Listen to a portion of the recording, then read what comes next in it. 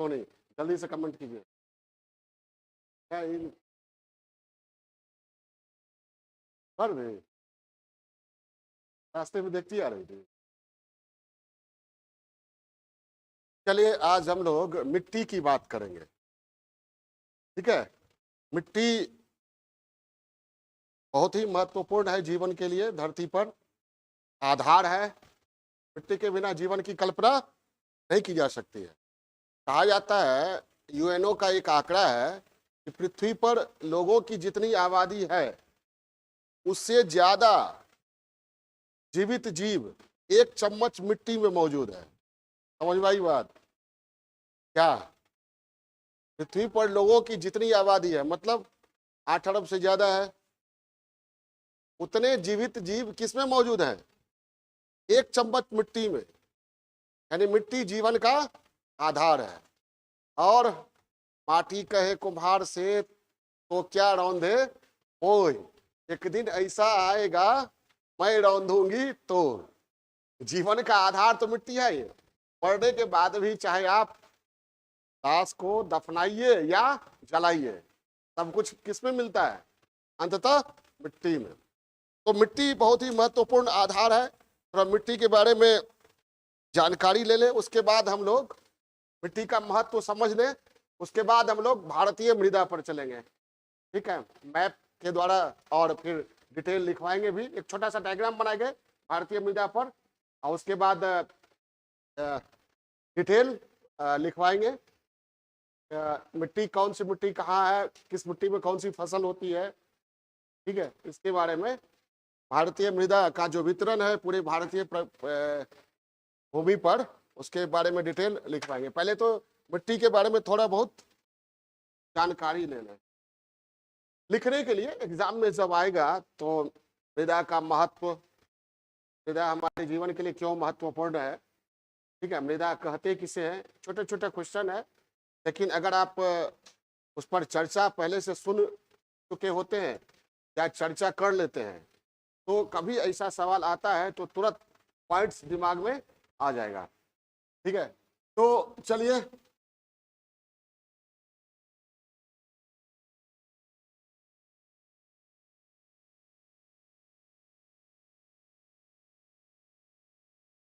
मृदा,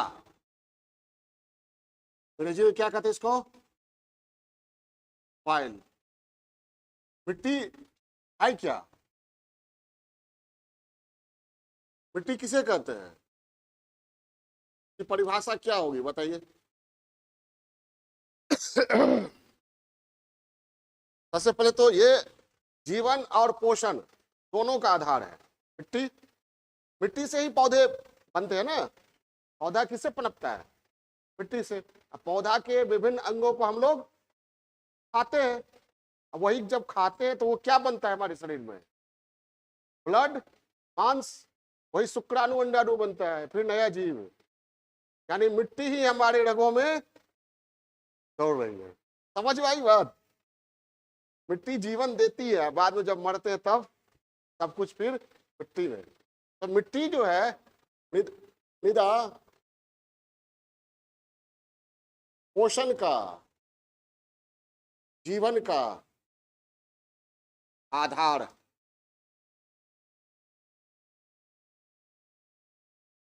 पहले मैंने बताया यूएनओ का जो डेटा है कि एक चम्मच मिट्टी में जितने सूक्ष्म जीव हैं, जीवित जीव होते हैं, ठीक है। पृथ्वी पर जितनी आबादी है इंसानों की उससे ज्यादा जीवित जीव एक चम्मच मिट्टी में पाए जाते हैं। समझ आई बात? समझिए मिट्टी कितना महत्वपूर्ण है बायोडाइवर्सिटी के लिए, जीवन के लिए। लेकिन हम लोग क्या कहते हैं, मिट्टी का मतलब क्या? मिल जाए तो मिट्टी, खो जाए तो सोना है। तो मिट्टी का मतलब क्या हुआ? कुछ नहीं। मिट्टी का मतलब क्या हुआ? कुछ नहीं, जबकि मिट्टी ही सब कुछ। तो मिट्टी को परिभाषित कैसे कीजिएगा? है हाँ, पृथ्वी की ऊपरी परत पर स्थित तैल चूर्ण, चट्टानों का चूर्ण होता है बहुत महल, ह्यूमस, सूक्ष्म पोषक तत्व से युक्त स्थित संरचना को क्या कहते हैं? मिट्टी कहते हैं। ठीक है। तो क्या है, पृथ्वी के धरातल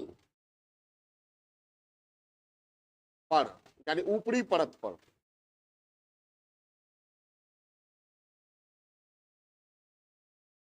असंगठित, असंगठित समझ है ना, पदार्थों, असंगठित पदार्थों मतलब तैलचूर्ण, मलबा,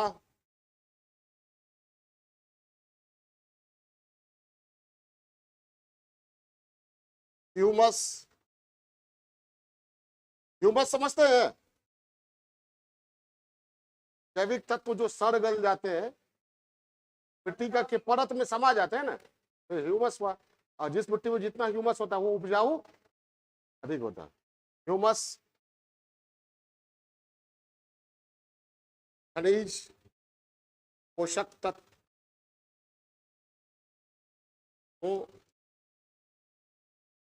की परत, ये मिट्टी क्या है, पृथ्वी के धरातल पर असंगठित पदार्थों की एक परत है। बनती है कैसे, यह क्या लिख दीजिए, जो अपक्षय और विघटन के विभिन्न कारकों के परिणाम स्वरूप निर्मित होती है।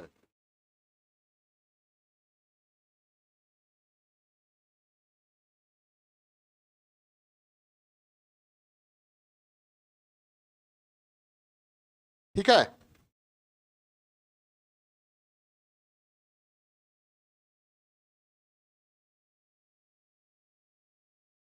ये सिंपल मिट्टी की परिभाषा हुई। अब मिट्टी की उत्पादकता किस पर निर्भर करती है, मिट्टी के की भौतिक प्रकृति जो है, उसके कण है, कणों का आकार, उसमें छिद्र है, उसकी गहराई, उसमें जैविक तत्वों की मात्रा, इन सभी के आधार पर मिट्टी की उर्वरता निर्धारित होती है। क्लियर है। और मिट्टी की प्रकृति के आधार पर मिट्टी कई प्रकार के होते हैं, कई प्रकारों का हम अध्ययन करेंगे। थोड़ा सा इसका महत्व देख लेते हैं, उसके बाद चलेंगे हम लोग मिट्टी का महत्व। अभी छोटा सा डायग्राम बना रहे हैं, उसके बाद डिटेल लिखवाएंगे, घबराइएगा नहीं। महत्व क्या है मिट्टी का, सबसे पहले, ठीक है, सबसे पहले जीवन का आधार कैसे है, खाद्य सुरक्षा, क्या, खाद्य सुरक्षा, पॉइंट वाइज छोटा सा लिखेंगे। भोजन मिलता है और खाद्य सुरक्षा को सुनिश्चित किया जाता है, किसके बल पर, मिट्टी के बल पर। ठीक है। और जीवन जीने के लिए सबसे ज्यादा जरूरी क्या है, हवा पानी तो मिलता ही है, खाद्य सुरक्षा। ठीक है। मिट्टी ने इतिहास को भी प्रभावित किया है, मिट्टी ने भूगोल को प्रभावित किया है, मिट्टी ने देशों के स्वरूप को प्रभावित किया है, राष्ट्रों के, राज्यों के। कैसे, क्या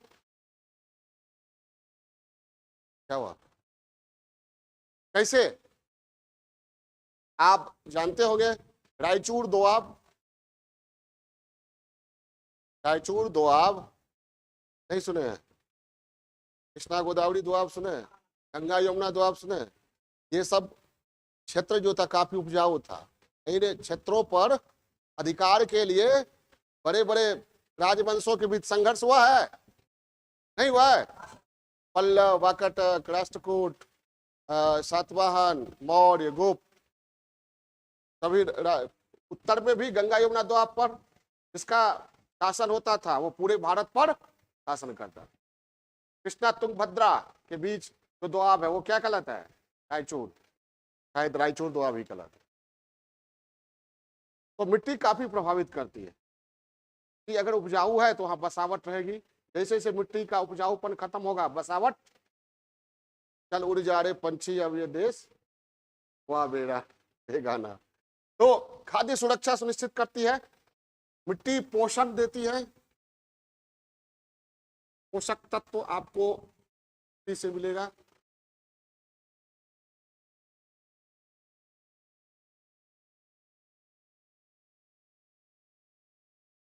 और मिट्टी कहीं भी बसावट, इमारत जो खड़ी होती है किस पर, तो बसावट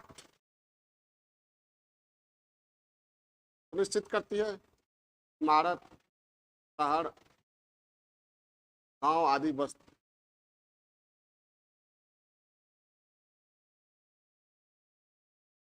अब मिट्टी क्या करती है, पानी को छान लेती है, नेचुरल फिल्टर है मिट्टी, छान के तब नीचे जाने देती है।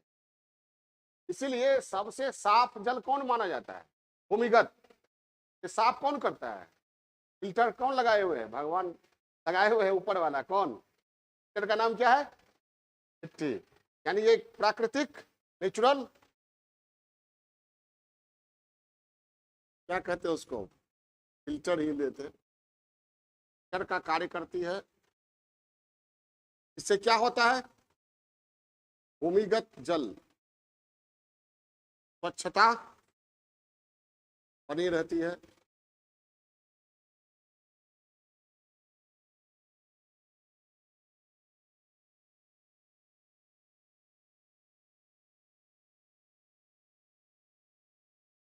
और मिट्टी कार्बन को धारण करती है, पता है ना, पौधा जितना कार्बन को ये करता है, धारण करता है, उससे ज्यादा मिट्टी, तो मिट्टी कार्बन को अवशोषित करके कार्बन सिंक के रूप में मिट्टी काम करती है। तो क्या इससे क्या होता है, जलवायु परिवर्तन की गति को बढ़ाती है कि रोकती है, रोकती है। समझ में आई बात। तो कार्बन सिंक का भी ये काम करती है।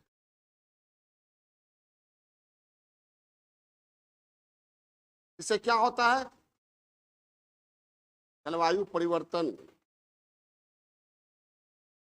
गति पर रोक लगाता है। और पहले ही मैंने बताया क्या कि पूरी दुनिया में जितनी आबादी है यूएनओ के अनुसार, उससे ज्यादा जीवित जीव एक चम्मच मिट्टी में, आश्चर्य की बात है। मेरे कहने का मतलब जैव विविधता, बायोडायवर्सिटी का आधार है।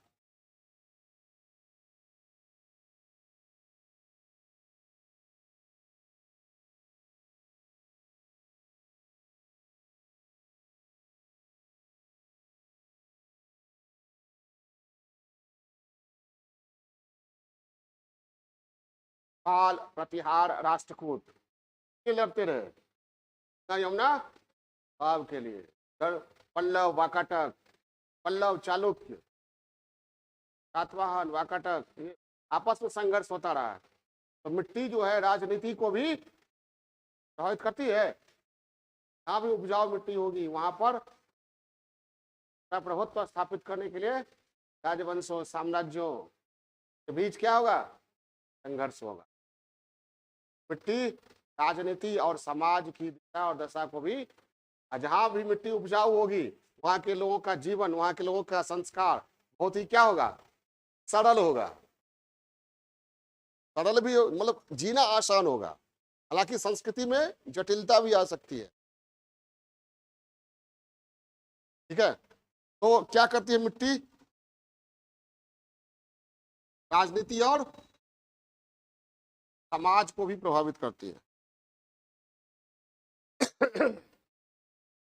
दिख नहीं रहे हो, वो बाद में एक ही बार फोटो खींचोगे। और मिट्टी क्या करती है, जब इतना कुछ करती है तो रोजगार देती है? रोजगार का आधार,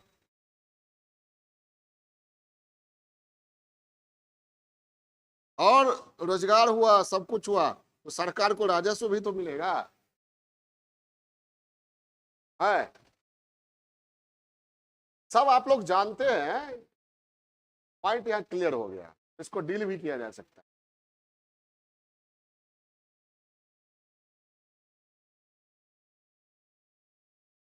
अब हम आते हैं भारतीय मृदा।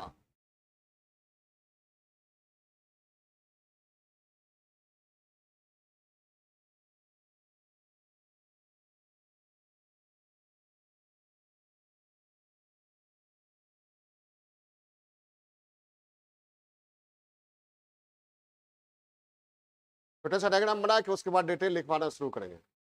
अब भारतीय मृदा इंडियन सॉइल जो है वो ICAR समझते हैं, भारतीय कृषि अनुसंधान परिषद। हाँ ने 8 भागों में बांटा है। कितने भागों में? 8 भागों में। ICAR के अनुसार भारतीय मृदा कितने प्रकार की है? 8 प्रकार की।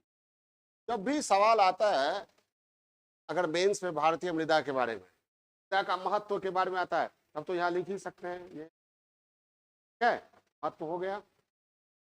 और भारतीय मृदा के प्रकार के बारे में अगर आता है तो याद रखिएगा, क्या दीजिएगा, मृदा का वितरण, जलोढ़ मिट्टी है तो कहाँ कहाँ है, किन क्षेत्रों में फैली हुई है, ठीक है। क्षेत्र और फसल दो मुख्य, कौन कौन? क्षेत्र, फसल। और मिट्टी की प्रकृति अगर जानकारी रखते हैं तो बहुत अच्छी बात। मिट्टी की प्रकृति कैसी है, वो कैसे बनती है, निर्मित कैसे हुई, उसकी प्रकृति कैसी है, वो के बाद क्षेत्र और फसल। क्लियर है? ये 2-3 चीज हर एक मिट्टी को देते हुए थोड़ा थोड़ा तुरंत लिख दे। 20-22 मिनट 25 मिनट मिलेगा, कभी कभी 10 मिनट भी मिल सकता है आपको। भारतीय मृदा पर अगर सवाल आता है कि भारतीय मृदा के वितरण के बारे पर प्रकाश डालिए या कुछ भी पूछा जाता है, पूरा आप 8 प्रकार लिखना है। 8 प्रकार लिखने में समय लगेगा, तो क्या करना है, हर एक मिट्टी की प्रकृति 2 लाइन क्षेत्र, 2 लाइन फसल, और कुछ विशेष जानते हैं तो दे दीजिए, ठीक है। मतलब 10 लाइन, 10 8 80 लाइन, 80 पंक्ति में तो विदा दे देना। अगर 5 अंक में पूछ दिया तो डायग्राम बनाइएगा। डायग्राम बना सकते हैं, मैप भी बना सकते हैं। अगर मैप बनाने में एक्सपर्ट हैं, मैप बना के भी दिखा सकते हैं, ठीक है। जैसे अभी मैप हम लोग देखेंगे, देखिए भारतीय मिट्टी सबसे ज्यादा भारत में किस मिट्टी का विस्तार है? एल्यूवियल जलोढ़ मिट्टी। कौन सा? जलोढ़ मिट्टी। अब जलोढ़ मिट्टी है, पहला तो यही हो गया। 8 प्रकार हम लोग बात करते हुए जाते हैं। जलोढ़ मिट्टी,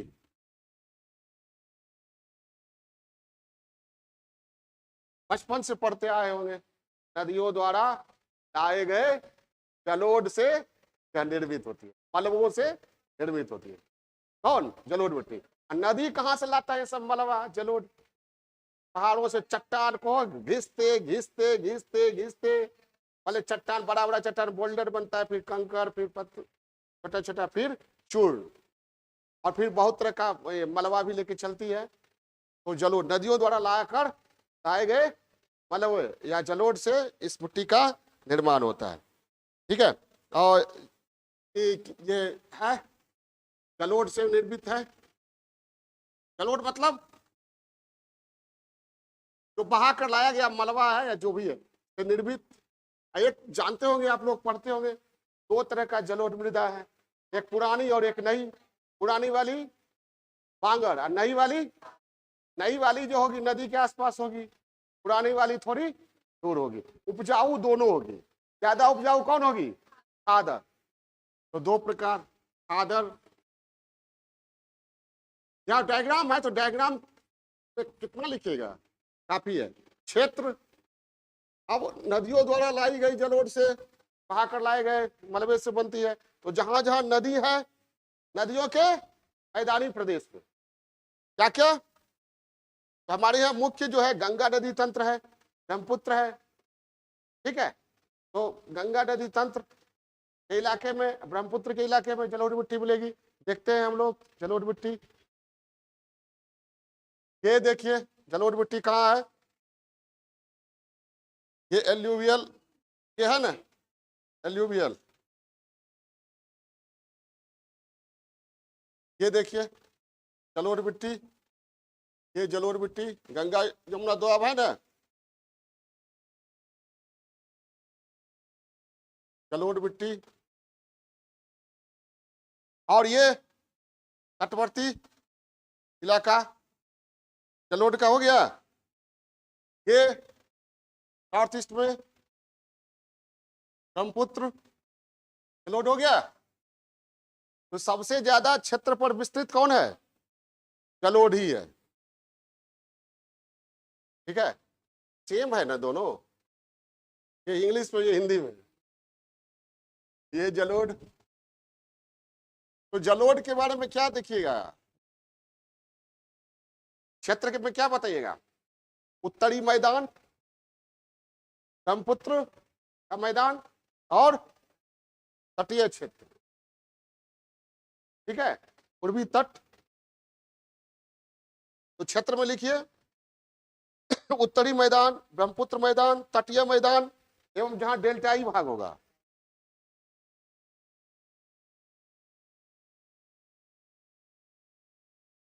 उत्तरी मैदान, तटीय मैदान, ब्रह्मपुत्र का मैदान और डेल्टाई भाग। फसल क्या होगा भाई? गहन खेती होगी यहाँ, लगभग सभी प्रकार की फसल, खाद्यान्न हो और वाणिज्यिक फसल, दोनों तरह के। खाद्यान्न भी धान, गेहूं और वाणिज्यिक फसल। वाणिज्यिक फसल जैसे तंबाकू, जूट, नहीं है, हाँ? गन्ना, चाय। ठीक है, क्लियर है? तो क्या क्या लिखना है समझ गए ना? चलो, काली मिट्टी, जलोढ़ को अंग्रेजी में क्या कहते हैं? एल्यूवियल। दिक्कत हो रही है इससे। काली मिट्टी, ब्लैक सॉइल।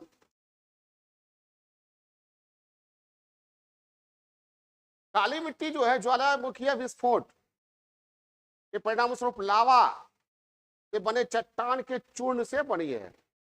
ठीक है, ज्वालामुखीय विस्फोट के परिणाम स्वरूप काली मिट्टी का निर्माण हुआ है। दक्कन का पठार, महाराष्ट्र, ये दक्षिणी गुजरात वगैरह में काली मिट्टी का निर्माण हो। ज्वालामुखीय लावा से निर्मित बैसाल्ट चट्टानों के विखंडन से। अभी थोड़ा थोड़ा दे देते, डिटेल में लिखवा देंगे। ज्वालामुखीय विस्फोट से ये निर्मित।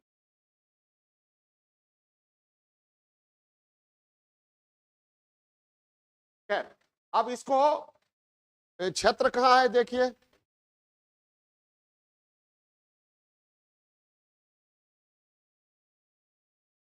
ब्लैक सॉइल ये पूरा है। कौन एरिया है? महाराष्ट्र, आंध्रा, ये महाराष्ट्र है, कर्नाटक है, थोड़ा गुजरात का भी एरिया है। ठीक है, यहाँ भी काली मिट्टी है, देख रहे हैं ना, दक्षिणी गुजरात। क्षेत्र देख लिए, थोड़ा थोड़ा इधर भी कुछ कुछ है, पूरे प्रायद्वीपीय पठार पर थोड़ा थोड़ा है ना काली मिट्टी। क्लियर है? क्षेत्र समझ गए क्या? महाराष्ट्र, गुजरात, एमपी, ठीक है, कर्नाटक, आंध्रा के कुछ हिस्सों में मिला। मुख्य जो है महाराष्ट्र, कर्नाटक, और इसमें सबसे अच्छी फसल जो होती है इसमें कपास की। इसको काली कपासी भी कहा जाता है। क्या कहता है? काली। और इसी को रेगुड़ भी कहता है। क्या कहता है? रेगुड़। इसको रेगुड़ भी कहा जाता है, काली कपासी भी कहा जाता है, और केरल में इसको साली कहा जाता है। कल हम देख रहे थे एक जगह केरल में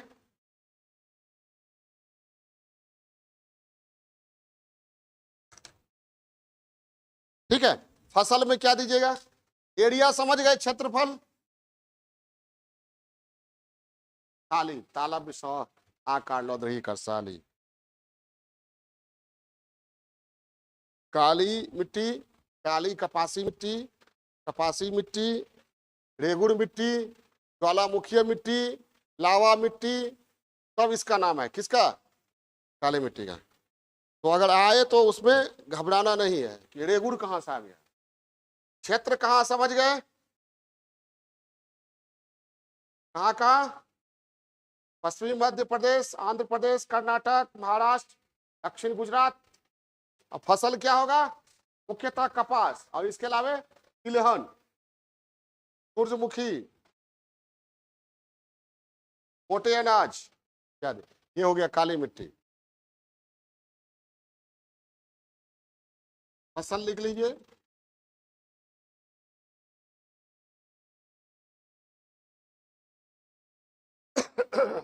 उसके बाद आते हैं लाल और पीली मिट्टी।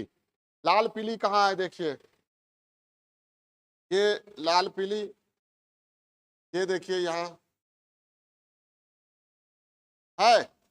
लाल पीली मिट्टी भी बहुत बड़े एरिया में फैली हुई है। क्या भी है लाल पीली मिट्टी?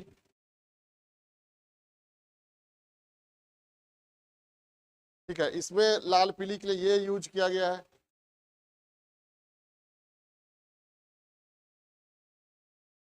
लाल पीली मिट्टी, ठीक। लाल पीली मिट्टी, रेड एंड येलो सॉइल।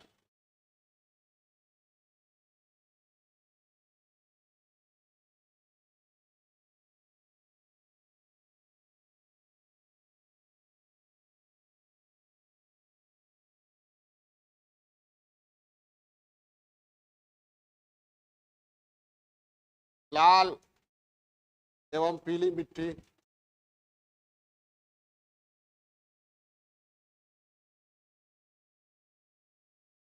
इसका क्षेत्र देखा ही आपने। तमिलनाडु, आंध्र प्रदेश, उड़ीसा, कर्नाटक, छत्तीसगढ़, एमपी, यूपी के कुछ हिस्से। और जो लौह ऑक्साइड होता है जिसके कारण यह लाल होता है, वो लिख सकते हैं। और इसमें भी मोटे अनाज, कपास, मिर्च, फली इत्यादि। सर लेटराइट मिट्टी, थोड़ा थोड़ा हम परिचय देते चलेंगे।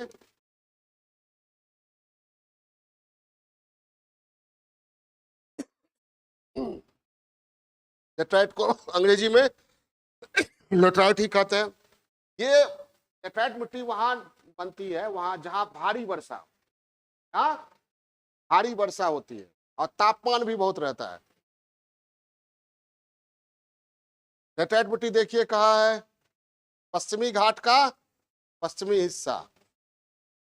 थोड़ा बहुत ये इधर भी है, ये तो हाँ ये लेटराइट है ना? क्लीन हो गया, ये मिटेगा ना इरेज से। अब कितना इरेज करेंगे? तो लेटराइट मिट्टी कहाँ है? जहाँ तापमान भी हो और भारी बारिश, दक्षिण पश्चिम मानसून यहाँ टकराती है, भारी बारिश होती है। तो पश्चिमी घाट का पश्चिमी हिस्सा, ठीक है, और तटीय भाग। तो लेटराइट मिट्टी ये हो गया। और इसमें फसल कौन होगा? चाय, कॉफी, रबर, कपास फसल।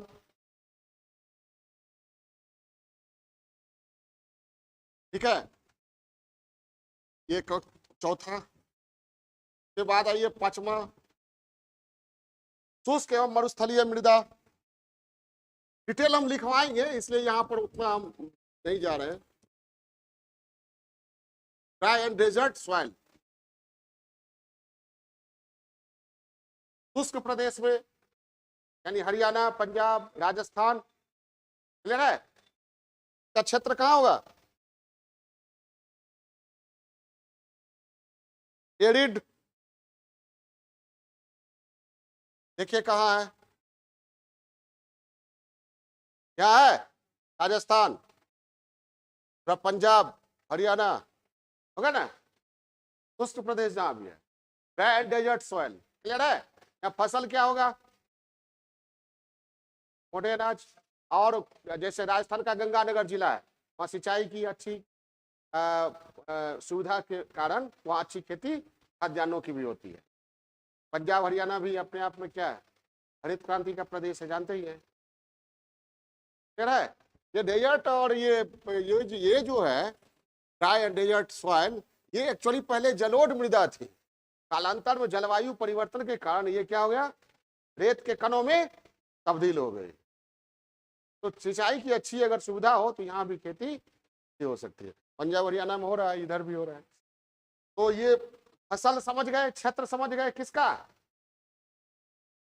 शुष्क एवं और स्थलीय मिट्टी का। के बाद है लवणीय एवं क्षारीय मिट्टी, एलाइन एंड अल्कलाइन सॉइल।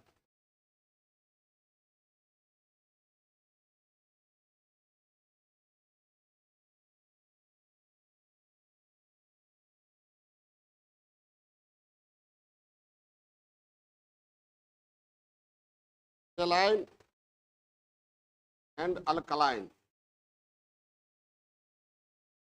अंग्रेजी जरूर याद रखिएगा। सॉइल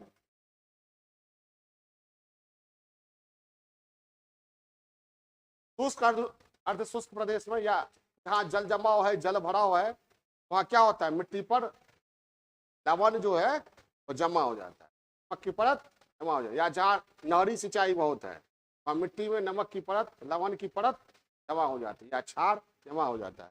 ऐसी मिट्टी को क्या कहते हैं, लवणीय एवं क्षारीय। ये कहाँ होगा, कच्छ केरल में, पंजाब हरियाणा गुजरात में ये होगा।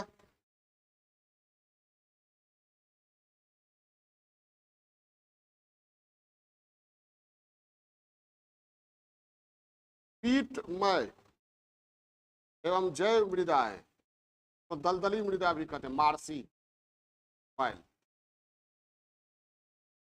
पीटी ऑर्गेनिक मार्सी, तीनों नाम है इसका सॉइल। ये होगा मिट्टी में क्या, जैव पदार्थ बहुत होते हैं। तो जहां भारी वर्षा हो, वनस्पति की अच्छी पैदावार हो, वहां ह्यूमस अधिक होगी मिट्टी में, खुशी हो। ये आपको बंगाल, उड़ीसा, तमिलनाडु के कुछ हिस्से में ये पाई जाती है। ये कम उर्वर होती है। लास्ट में है वनीय एवं पर्वतीय मिट्टी। ये कहाँ पाई जाएगी वो आप लोग समझते हैं, हिमालयी क्षेत्र में।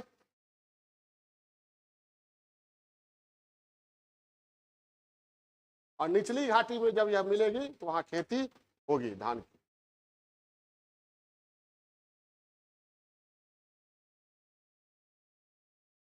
पर्वत और वन देखिए क्या है, पर्वतीय मिट्टी, वनीय मिट्टी है।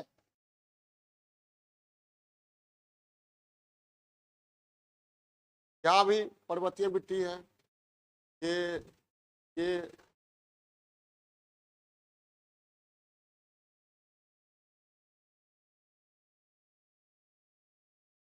ज्यादा बड़े भूभाग पर जलोढ़ है, फिर काली है, फिर रेड एंड येलो है। तो मृदा का वितरण समझ गए, नहीं समझे, तुमसे समझ गए, इसी से कर दिए। क्लियर है। लिखना क्या है अगर एग्जाम में आए तो, मृदा की प्रकृति 2 लाइन, 2 लाइन फसल, 2 लाइन क्षेत्र, और कुछ विशेष जानते हैं वो डाल दीजिए। ज्यादा विस्तार में नहीं जाना है मेंस के साथ। बाकी पीटी के हिसाब से भी जो नॉलेज चाहिए जितना वो आपको मिल ही गया होगा। अब थोड़ा विस्तार से लिखा जाए। और ये भारतीय मृदा का वर्गीकरण 8 मृदा लिख लेते हैं। उसके बाद हम लोग चलेंगे सॉइल इरोजन, मृदा अपरदन। एक बहुत बड़ी क्राइसिस है पूरी दुनिया में। यूएनओ ने कहा है कि हमारे पास, पूरी दुनिया के पास मिट्टी उतनी ही बची है जितने में 80 या 100 फसल ले सकते हैं हम। 80 या 100 मतलब कितने साल, 60 साल ही खेती कर सकते हैं, के बाद नहीं बचेगा। मोबाइल तो होगा, आर्टिफिशियल इंटेलिजेंस तो होगा, रोबोटिक्स भी होगा, सब कुछ होगा, और क्या होगा। तो हम लोग विकास के दौर में कहाँ जा रहे हैं समझिए। 90% भूमि बंजर हो जाएगी 2050 तक। ये मेरा आंकड़ा नहीं है, यूएनओ का आंकड़ा है। बंजर में क्या होगा, खेती तो नहीं होगी ना। और आबादी 90% कम होगी, बढ़ जाएगी। तो बहुत बड़ी मृदा अपरदन को भी हमारे इंडिया में भी नेशनल क्राइसिस माना जाता है। अब बिहार का तो कहना ही नहीं है। कोसी मैया जब मन हो तब पट्टी को जिधर से तिधर काट खोट के आगे बढ़ जाती है, जिधर जाने का मन होता है तो रास्ता बना लेती है। तो साफ बांध टूटा 2008 में, तो कहा जाता है कोसी अपने 250 साल पुराने रास्ते में लौट गई। नहीं समझे, 250 साल पुराना रास्ता पर जो बहती थी उस रास्ते में लौट गई। तो हमारा बिहार भी मृदा अपरदन से ग्रस्त है, पूरी दुनिया भी। और मृदा अपरदन क्यों हो रहा है तेजी से? भाई मानवीय गतिविधियां तेजी से बढ़ी है, पेड़ हम लोग काट रहे हैं।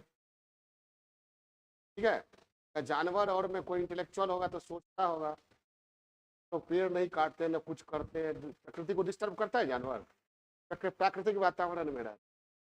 और इंसान जितना आगे बढ़ता गया प्रकृति को डिस्टर्ब कर रहा है। ठीक है, जानवर सब क्या सोचता होगा, इंसान जो है ना खुद भी खत्म होगा यहाँ, और हम लोगों को भी रहने नहीं देगा। दूसरा इंटेलेक्चुअल जानवर होगा, वो कहेगा अरे ये लोग खत्म हो भी जाएगा तो ये लोग चांद और मंगल पर जाके ढूंढ रहा है आसरा, हम लोग क्या करेंगे चांद और मंगल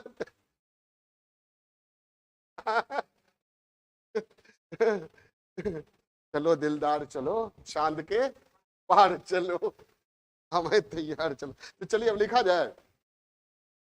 भारतीय मृदा का वितरण समझ गए, उसके बाद ये खत्म होगा तब हम लोग मृदा अपरदन पढ़ेंगे। पहले इसको खत्म करें। चलिए, ये डायग्राम छोटा सा हो गया, ये छोटा सा डायग्राम हो गया। मिट्टी की परिभाषा, महत्व और आईसीआर के मुताबिक भारतीय मृदा कितने प्रकार की? 8 प्रकार की। 8 में क्या याद रखना है? क्षेत्र, फसल, प्रकृति। क्लियर है?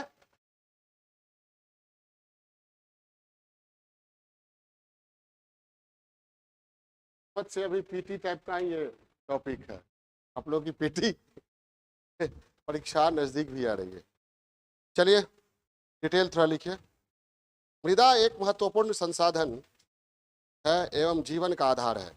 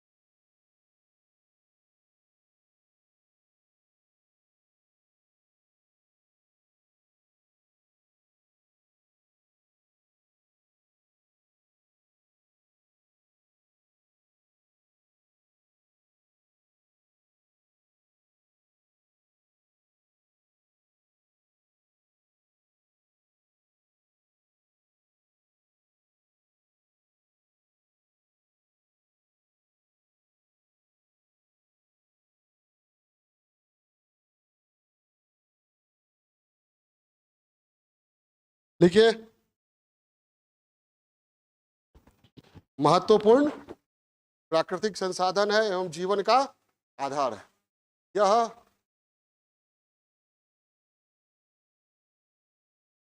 मानव जीवन सहित तमाम जैव विविधताओं को जीवन और पोषण देती है।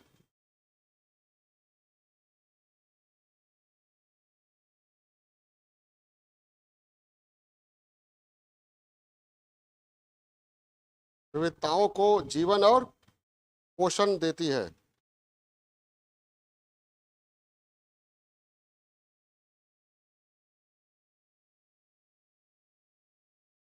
थोड़ी परिभाषा जो डायग्राम में भी लिखा आपने। पृथ्वी के धरातल पर मृदा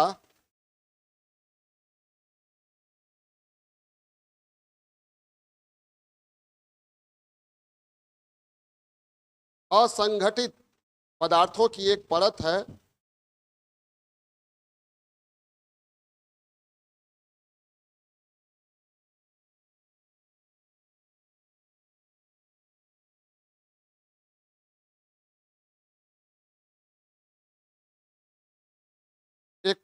जो अपक्षय और विघटन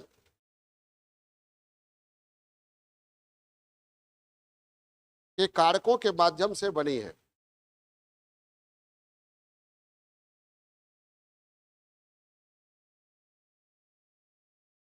विघटन के कारकों के माध्यम से बनी है।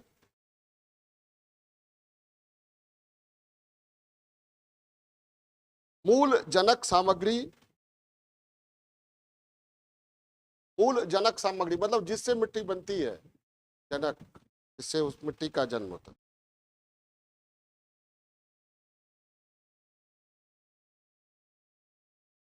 उच्चावच, जलवायु, वनस्पति और अपवाह।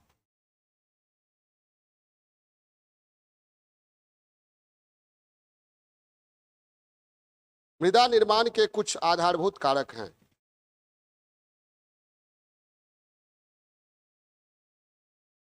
मृदा निर्माण के आधारभूत कारक हैं।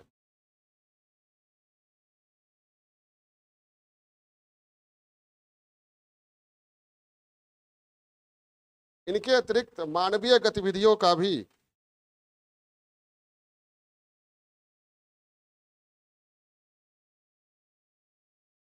इस पर बहुत अधिक प्रभाव पड़ता है।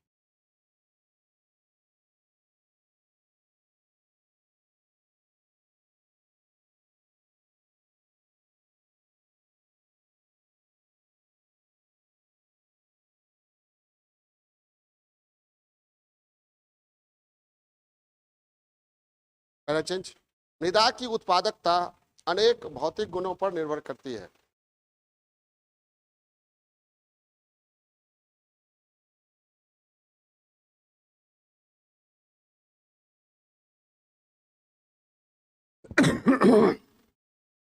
ये गुण है कणों के आकार,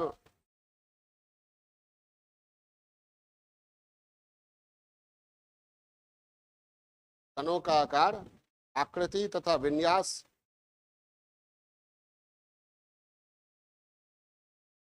इसके छिद्रों का आकार,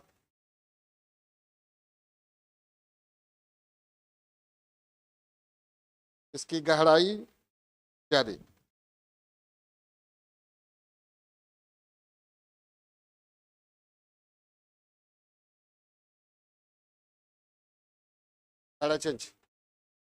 जल का प्रवाह और भंडारण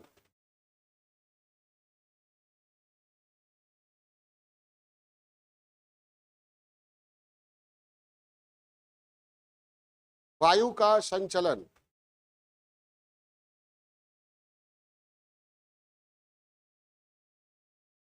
तथा पौधों को पोषक तत्व देने की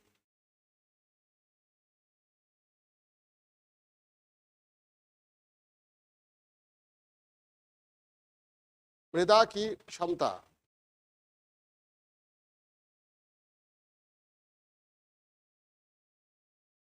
इसके भौतिक गुणों पर निर्भर करती है।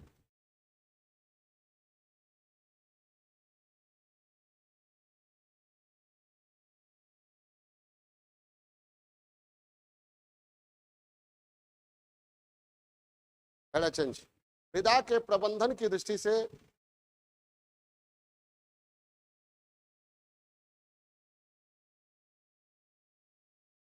गठन, रंग, गठन, रंग, प्रभावी गहराई,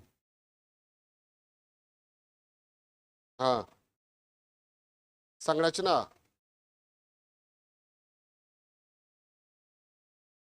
पारगम्यता, पारगम्यता,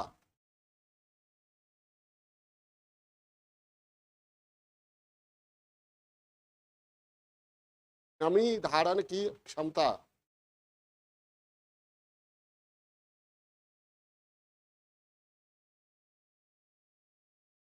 धरातलीय अपवाह,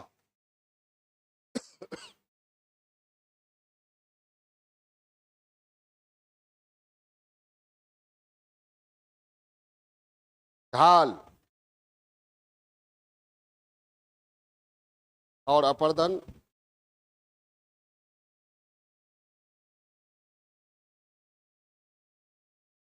मृदा के सामान्य भौतिक गुण है।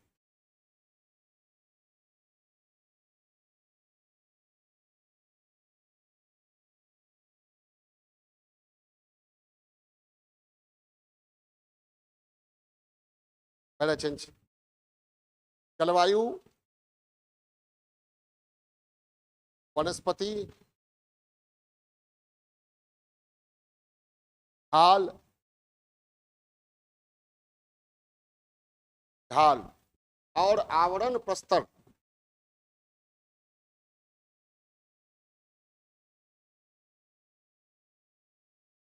की जटिलताएं,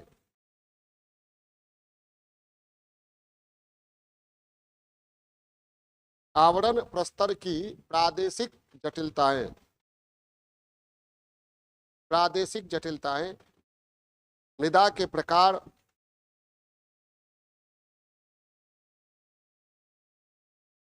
और इसकी प्रादेशिक विशेषताओं को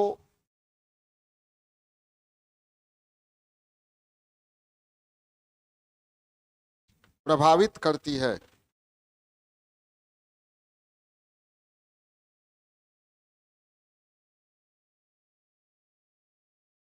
पहला चेंज,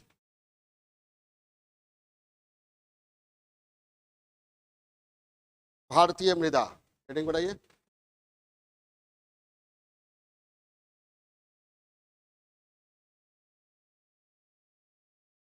उत्पत्ति, रंग, संगठन,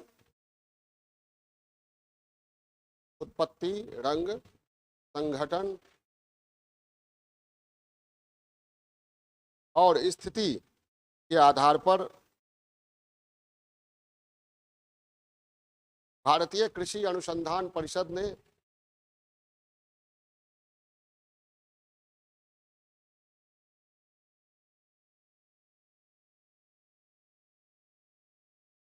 भारतीय मृदाओं को 8 वर्गों में विभाजित किया है।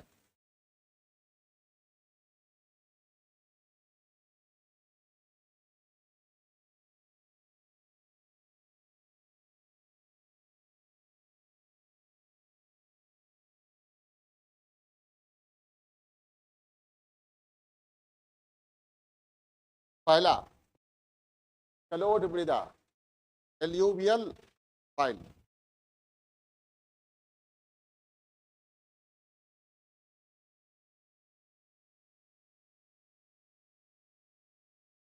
इसका निर्माण नदियों द्वारा लाए गए जलोढ़ से हुआ है।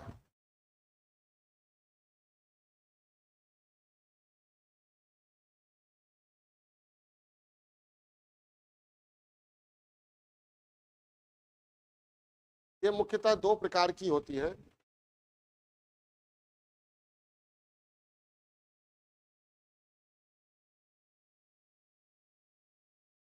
पहला, खादर,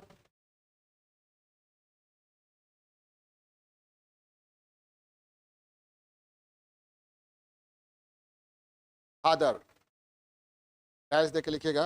यह नवीन जलोढ़ मृदा है और यह अत्यधिक उर्वर होती है। खादर डैश दिख रही है, यह नवीन जलोढ़ मृदा है और अत्यधिक उर्वर होती है।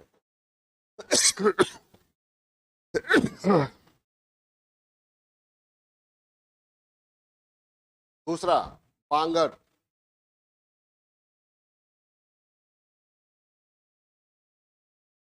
यह पुरानी जलोढ़ मृदा है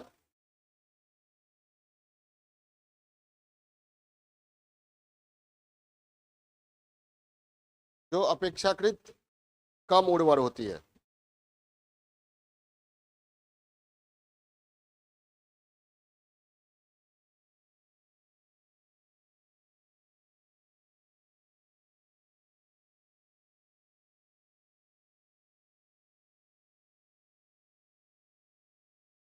अपेक्षाकृत कम उर्वर होती है। पहला चेंज, इन दोनों मृदाओं में चूनेदार कंकड़ मिलते हैं।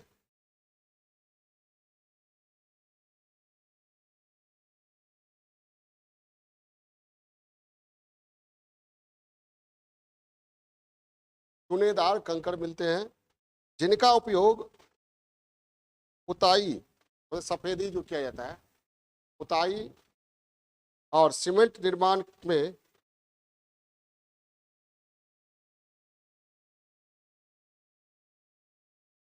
कच्चे माल के रूप में होता है।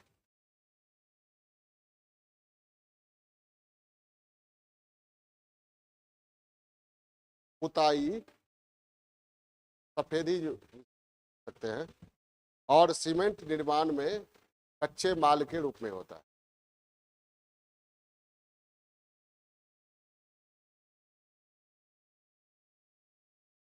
पहला चेंज, इनमें नाइट्रोजनी तत्वों तथा ह्यूमस का अभाव होता है।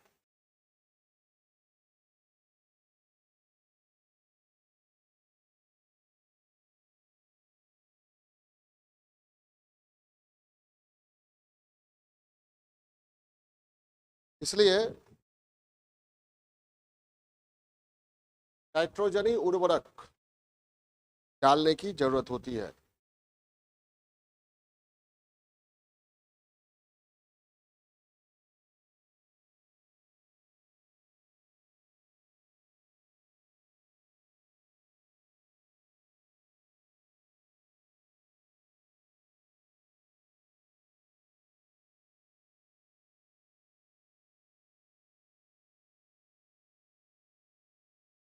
पहला चेंज, और क्षेत्र दे देंगे।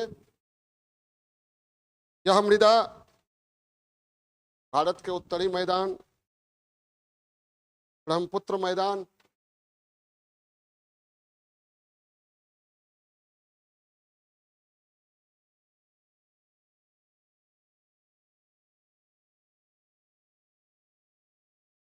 पूर्वी और पश्चिमी तटीय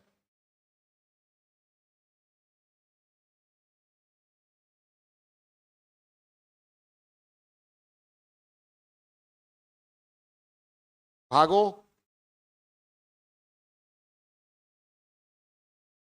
गुजरात के कच्छ प्रदेश,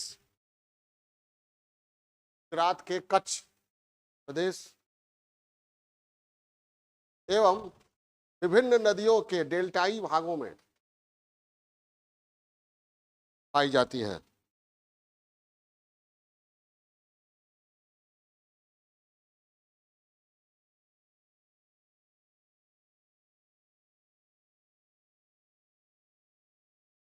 पहला चेंज, फसल के बारे में लिख दीजिए। यह मृदा गहन कृषि के लिए उपयुक्त है।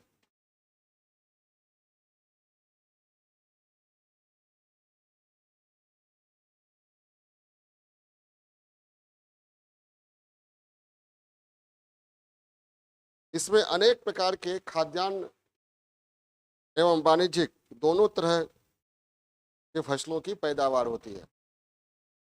खाद्यान्न एवं वाणिज्यिक दोनों तरह के फसलों की पैदावार होती है, जैसे धान, अनाज सीधे लिखिए, दाल, गेहूं, कपास, गन्ना, जूट इत्यादि।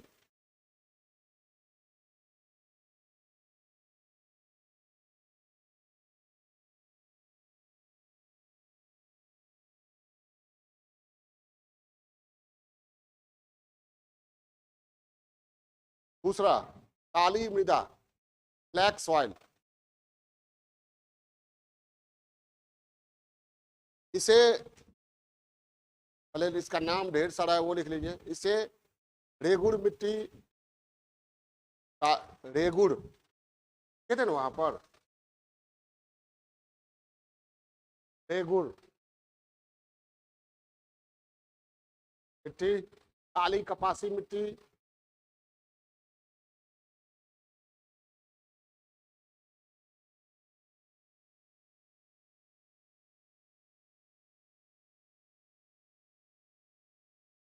ज्वालामुखीय मिट्टी, ज्वालामुखीय मिट्टी, लावा मिट्टी ही कहा जाता है।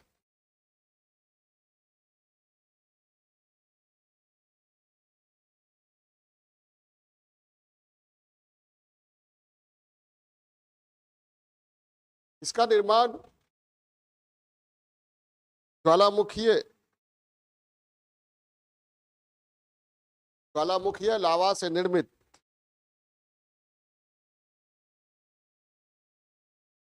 बैसाल्ट चट्टानों के विखंडन से होता है। बैसाल्ट चट्टानों के विखंडन से होता है।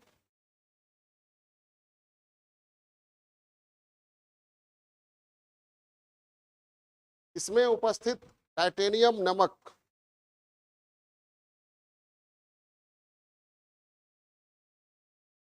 टाइटेनियम नमक की अधिकता के कारण इसका रंग काला होता है।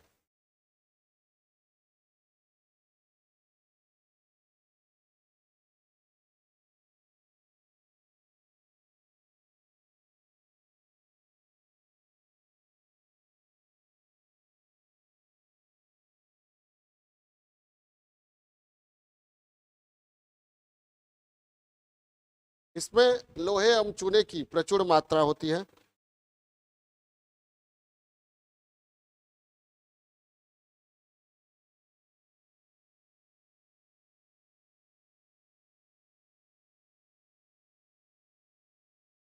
नमी धारण करने की उच्च क्षमता के कारण यह काफी उर्वर होती है।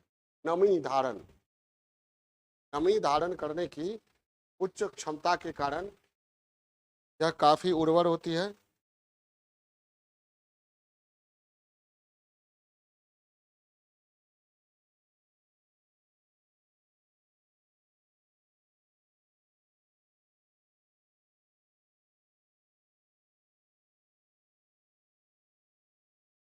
यह मिट्टी पहले चेंज करके दक्कन के लावा पठारी प्रदेश, महाराष्ट्र लावा पठारी प्रदेश, महाराष्ट्र, दक्षिणी गुजरात, पश्चिमी मध्य प्रदेश, देख रहे ना यहाँ महाराष्ट्र, दक्षिणी गुजरात, क्या है महाराष्ट्र, दक्षिणी गुजरात, पश्चिमी मध्य प्रदेश, आंध्र प्रदेश, कर्नाटक तथा तमिलनाडु के कुछ भागों में पाई जाती है।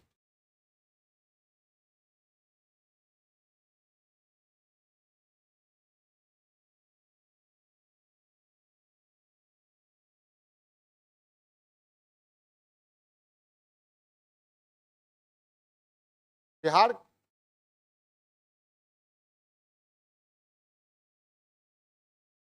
बिहार झारखंड के राजमहल पहाड़ी क्षेत्र में भी यह मिट्टी पाई जाती है।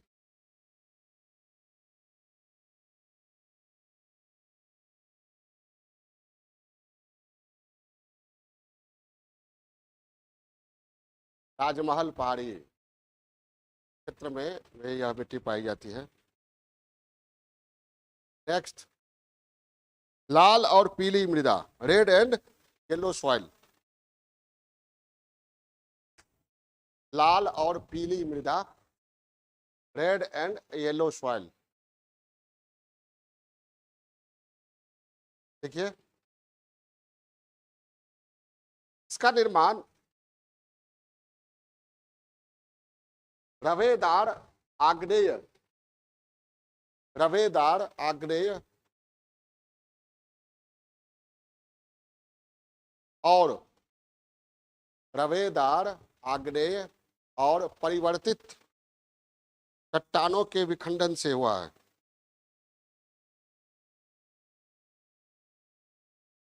विखंडन से हुआ है।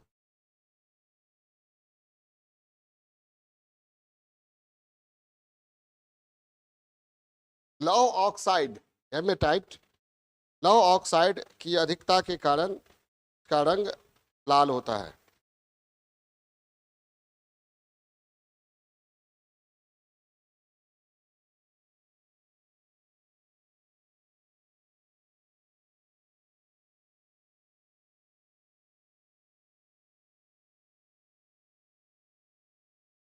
लेकिन जल योजित, जल योजित रूप में यह पीली दिखाई पड़ती है। जल योजित तो जल मिला हुआ जाता है,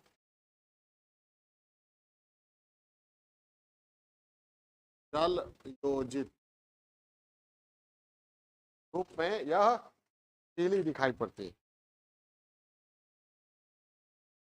इसमें नाइट्रोजन, फास्फोरस और ह्यूमस की कमी होती है।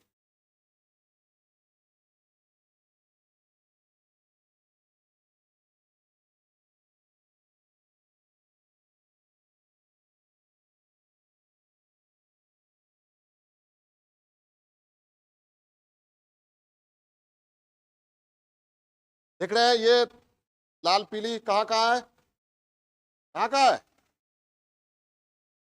आंध्र प्रदेश है, उड़ीसा है, तमिलनाडु है। ठीक है, लिखिए क्षेत्र में यह तमिलनाडु, आंध्र प्रदेश, उड़ीसा, कर्नाटक, छत्तीसगढ़, एमपी।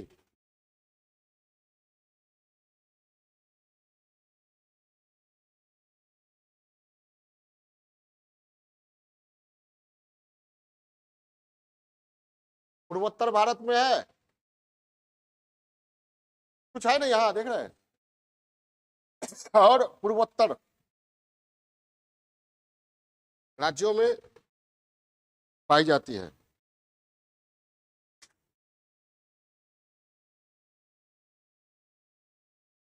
फसल में लिखे इसमें मोटे अनाज, कपास,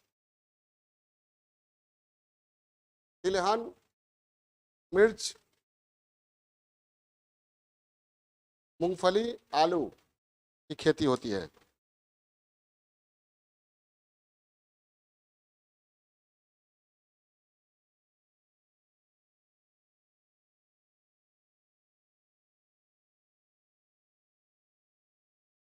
लेटराइट मृदाएं,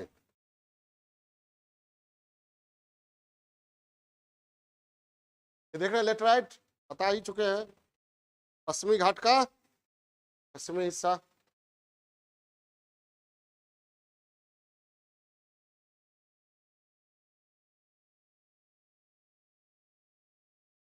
लेटराइट मृदाएं लिखिए अधिक तापमान तथा भारी वर्षा वाले भागों में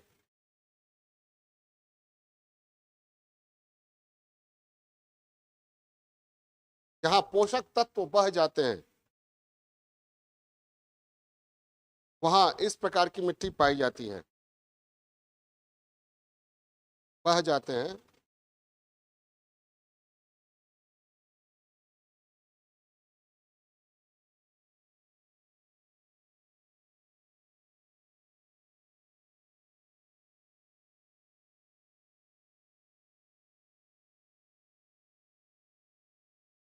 इसमें लोहा तथा एल्युमिनियम की प्रचुरता होती है।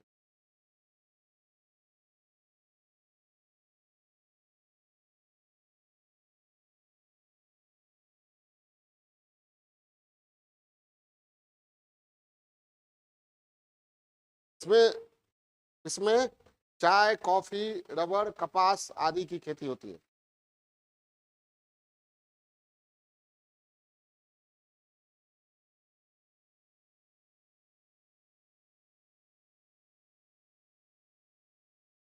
क्षेत्र में लिखिए यह मिट्टी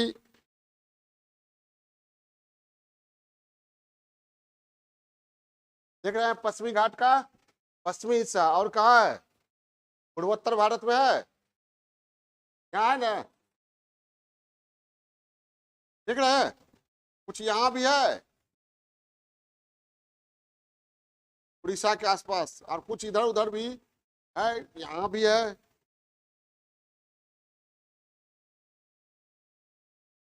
देखिए, पश्चिमी घाट का पश्चिमी ढाल, पूर्वी घाट पर्वत, पश्चिमी घाट का पश्चिमी ढाल, पूर्वी घाट पर्वत, छोटा नागपुर, पठार, उड़ीसा, मेघालय,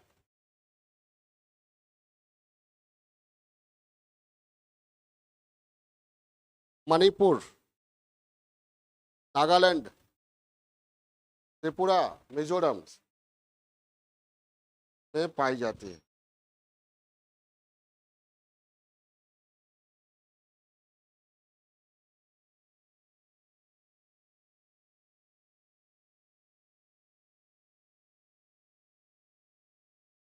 शुष्क एवं मरुस्थलीय मृदा, ड्राई एंड डेजर्ट सॉइल।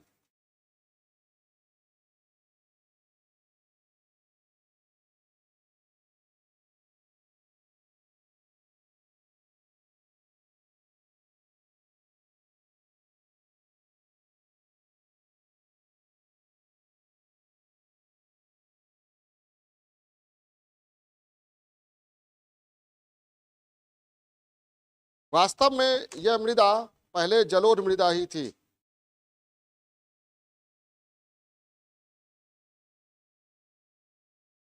लेकिन जलवायु परिवर्तन के कारण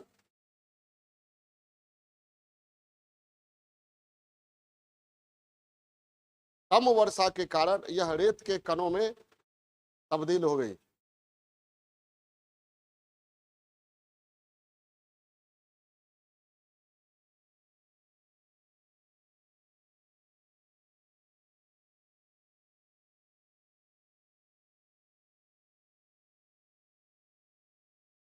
शुष्क जलवायु प्रदेश में शुष्क जल रेत के कणों में तब्दील हो गई।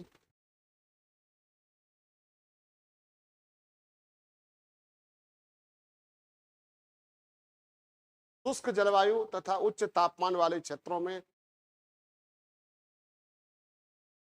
यह मिट्टी पाई जाती है।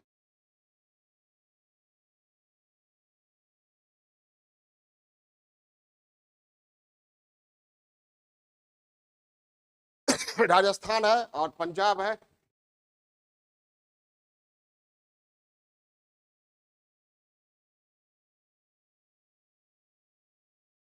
तीव्र वाष्पीकरण के कारण इसमें नमी और ह्यूमस कमी होती है।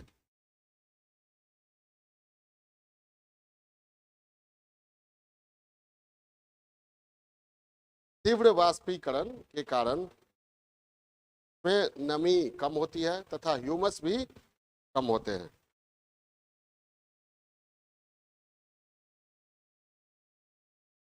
क्षेत्र पंजाब, राजस्थान, पश्चिमी राजस्थान, विशेषकर पश्चिमी राजस्थान, दक्षिणी पंजाब, फसल, मोटे अनाज, तिलहन आदि।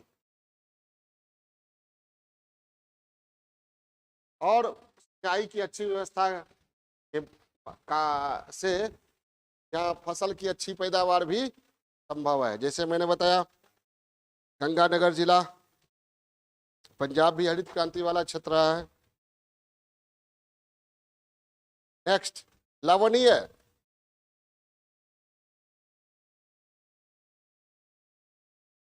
एवं क्षारीय मृदा, सेलाइन एंड अल्कलाइन।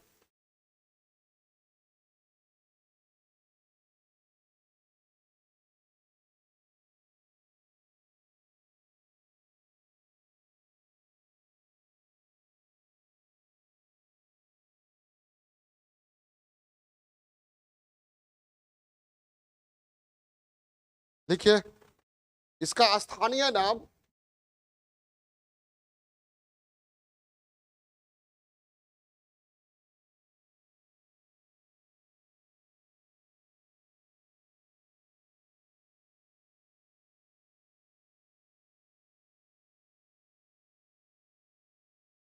रेह, रेह, कल्लर,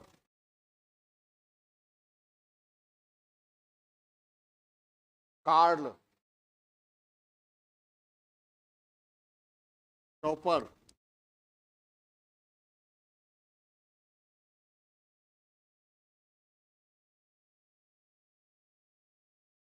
ऊसर,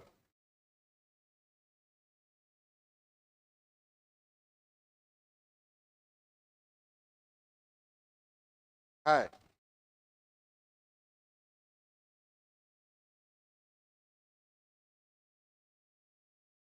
पैराचेंज, यह कैपिलरी ट्रांसपेरेंस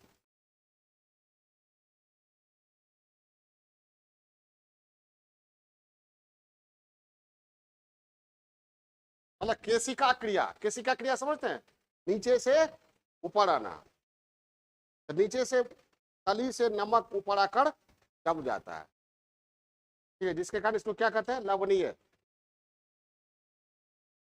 ठीक है, देखिए कैपिलरी ट्रांसफरेंस के कारण निर्मित होती है। पैराचेंज, शुष्क जलवायु खराब अपवाह के कारण इनमें लवणों की मात्रा बढ़ती जाती है। शुष्क जलवायु एवं खराब अपवाह, अपवाह मतलब बहना, के कारण इनमें लवणों की मात्रा बढ़ती जाती है।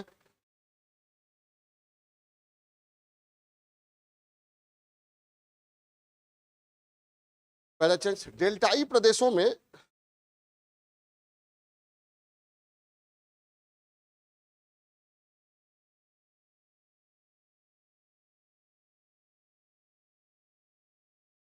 समुद्री जल के भर जाने से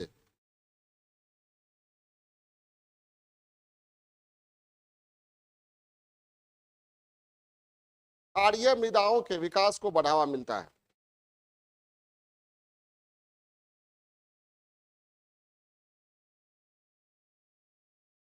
क्षारीय मृदाओं के विकास को बढ़ावा मिलता है।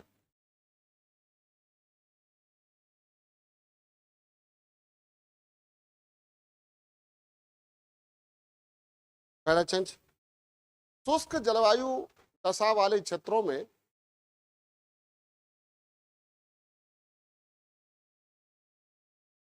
शुष्क जलवायु की दशा वाले क्षेत्रों में केशिका क्रिया, वही कैपिलरी ट्रांसपेरेंस के कारण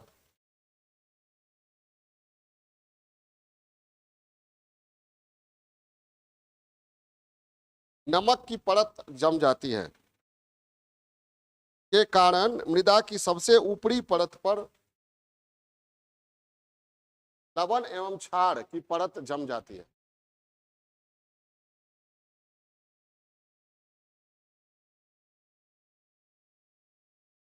विशेषकर नहरी सिंचाई वाले क्षेत्रों में यह स्थिति देखी जाती है।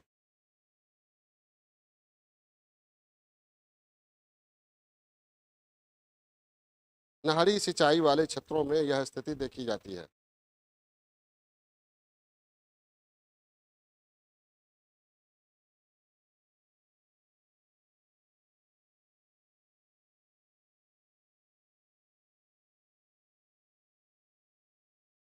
क्षेत्र गुजरात, कच्छ, केरल, पंजाब, हरियाणा में इस प्रकार की मिट्टी,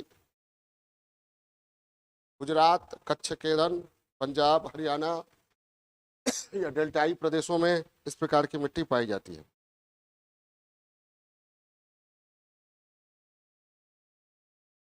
हरियाणा,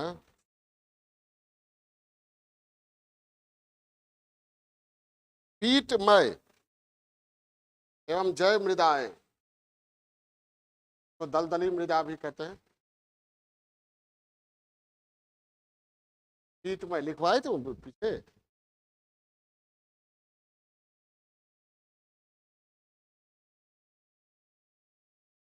पीटमय मृदा, जय मृदा, इसको दलदली मृदा, अंग्रेजी में पीटी, PEATY, जैव का ऑर्गेनिक, दलदली का मार्सी, MARSHY, मार्सी सॉइल।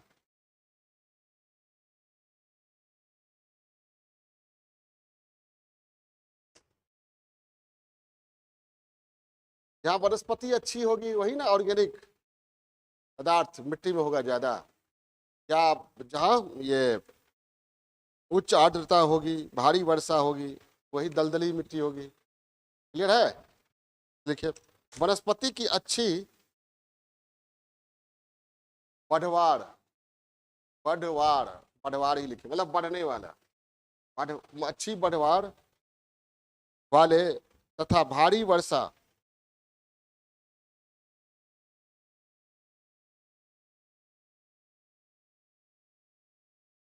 तथा उच्च आर्द्रता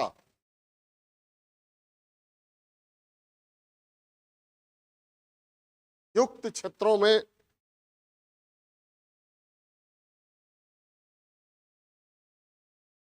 किस प्रकार की मिट्टी पाई जाती है?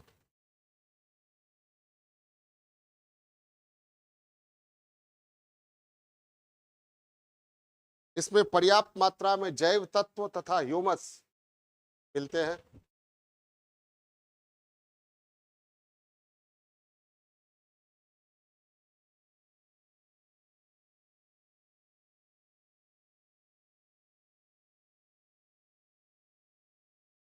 पहला चेंज, उत्तरी बिहार, दक्षिणी उत्तराखंड,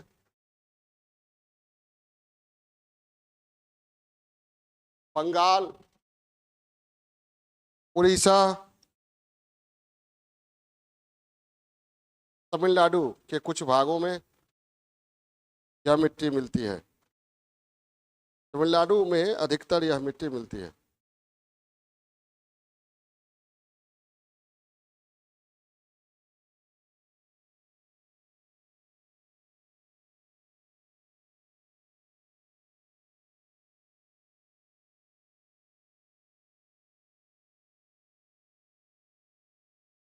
पहला चेंज, कम उर्वरता की जरूरत वाले फसलों की, इस मिट्टी में कम उर्वरता की जरूरत वाले फसलों की खेती होती है।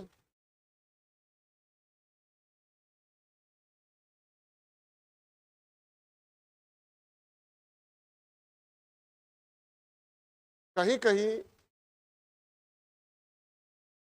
गीली मिट्टी में चावल की खेती होती है।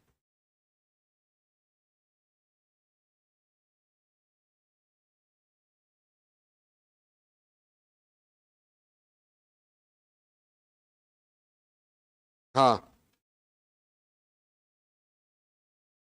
वनीय एवं पर्वतीय मृदा, फॉरेस्ट एंड माउंटेन सॉइल।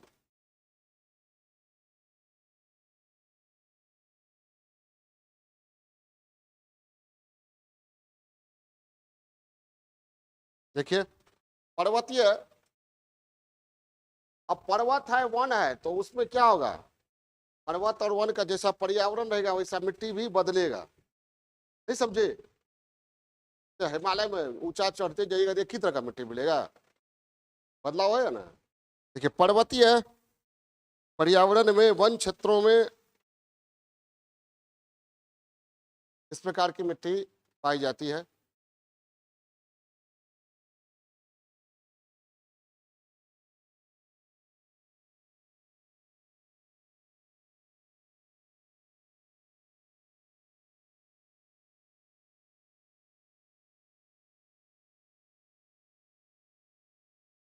ये हिमालयी क्षेत्र में है ना, यहाँ भी है, यहाँ भी है पर्वतीय मिट्टी, वनीय मिट्टी।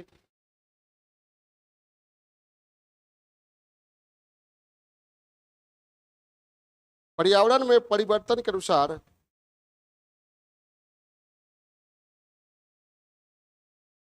इन मृदाओं के गठन एवं संरचना में बदलाव आता रहता है।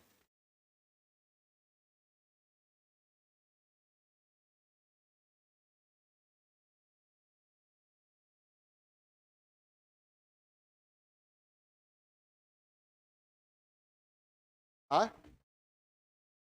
के संरचना में, गठन में बदलाव आता रहता है।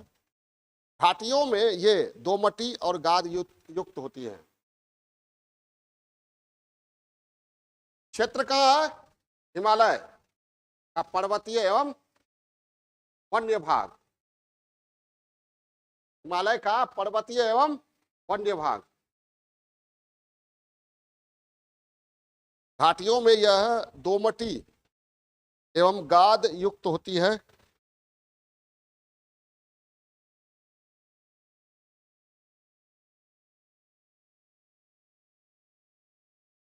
ऊपरी ढालों पर ये मोटे कणों वाली होती है। ऊपरी ढालों पर ये मोटे कणों वाली होती है।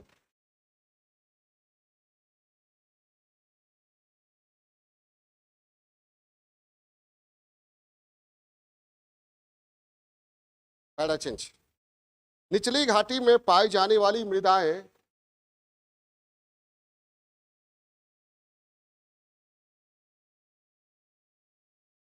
उपजाऊ होती हैं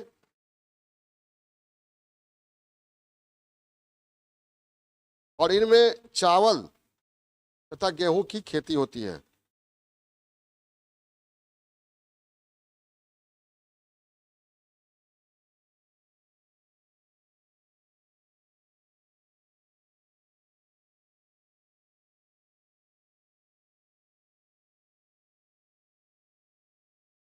ठीक है, तो ये थी भारतीय मृदा। किस तरह की है? अभी आप लोगों ने पढ़ा, क्या हम लोग पढ़े?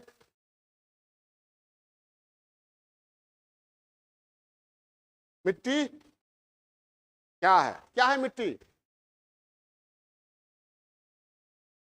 क्या जगह मिट्टी किसे कहते हैं?